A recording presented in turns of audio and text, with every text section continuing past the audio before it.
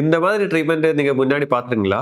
இந்த ட்ரீட்மெண்ட் பேர் என்ன? இது எதுக்காக பண்றது? நமக்கு இந்த வீடியோல தெரிஞ்சுக்கலாம். இந்த ட்ரீட்மெண்டோட பேரு கடிவஸ்தி. இது பேசிக்கலி நம்மளோட பேக் பெயினோட 3rd லெவல் ஆஃப் ட்ரீட்மெண்டா யூஸ் பண்ணிட்டு இருக்கு. இன்னைக்கு நிறைய பேருக்கு வர பேக் பெயினுக்கு காரணம் ஐவிடிபின்னு சொன்ன கண்டிஷன் தான். இல்லைன்னா அது சயாட்டிக்கான்னு சொல்லும். நம்ம முதுகு தண்டோட எலும்போட நடுவில் இருக்கிற ஜவுக்கு வர வீக்கத்தோட பேரு தான் ஐவிடிபி. நம்ம ஒரே பொசிஷன்ல உட்கார்ந்து ஒர்க் பண்ணிட்டே இருக்கிறதும், அதே மாதிரி நம்ம எக்ஸசைஸ் பண்ணி நம்மளோட மசில்ஸை ஸ்ட்ரென் பண்ணி வைக்காததும், நம்மளோட ஃபுட்ல புரோட்டீனோட அளவு கம்மியா இருக்கிறது, அதே மாதிரி எக்ஸஸ் திடீர்னு வெயிட் தூக்குறது, இது எல்லாமே இந்த பேக் பெயின் இல்ல ஐவிடிபிக்கு ஒரு காரணமா இருக்கு. இந்த ஐவிடிபியோட ட்ரீட்மெண்ட் பேசிக்கலி 3 ஸ்டேஜில் தான் பண்ணணும். ஃபர்ஸ்ட் அந்த இன்ஃப்ளமேஷன் இல்லைன்னா வீக்கம் இருக்குல்ல, அந்த வீக்கத்தை கம்மி பண்றதுக்காக ட்ரீட்மெண்ட் பண்ணணும். செகண்ட் ஸ்டேஜ் என்ன பண்ணணும்? அந்த போனுக்கும் ஜவுக்கும் ஸ்ட்ரென்த் பண்றதுக்குள்ள ட்ரீட்மெண்ட் பண்ணணும். தேர்ட் ஸ்டேஜ்ல அந்த மசிலுக்கு ஸ்ட்ரென்தன் பண்ணி அது மெயின்டைன் பண்றதுக்குள்ள எக்ஸசைஸ் சொல்லி கொடுக்கும். இதுல செகண்ட் அண்ட் தேர்ட் ஸ்டேஜ்ல தான் நம்ம கடிவஸ்தி யூஸ் பண்ணணும். இந்த கடிவஸ்தியில நம்ம வலி இருக்கிற இடத்த ஒரு பவுண்டரி மாதிரி உருவாக்கி அதுல ஒவ்வொரு டிசீஸ் கண்டிஷனை பொறுத்த மாதிரி ஆயில் செலக்ட் பண்ணணும். இப்போ எக்ஸாம்பிள் தனந்தர தைலம், பிரபஞ்சன தைலம், அதே மாதிரி கார்பாஸ் தைலம், இதனை செலக்ட் பண்ணி அதனை சின்னதா சூடு பண்ணி அந்த இடத்த ஊத்திட்டே இருக்கிற மாதிரி இருக்கும்.